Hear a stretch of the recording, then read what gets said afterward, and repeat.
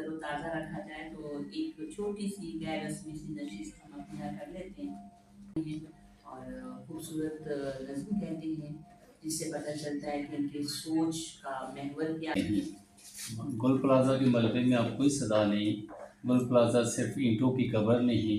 और इफ्तारी सतह पर इक़दाम किए जाएँ।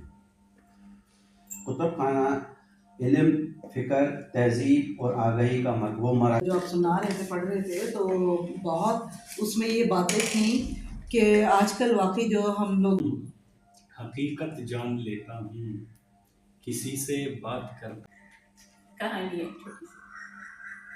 मामा पापा के ज़माने के गीत जज्बात से भरपूर होते दस्त हूँ पर इस ख्याल में उलझा हुआ हूँ एक कशकोर बनाया जाए।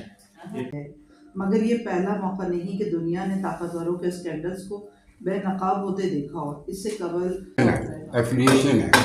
अब मिसाल के तौर पर एक अस्पताल में एक खातून की डिलीवरी हुई, उसको गलत मर हमें जान तेरा होना था, कोई मेहमान तेरा होना था, मेरा होना था वुसअते दिल तक, मेरा होना था वुसअते दिल तक, और कि दालान तेरा होना था। आज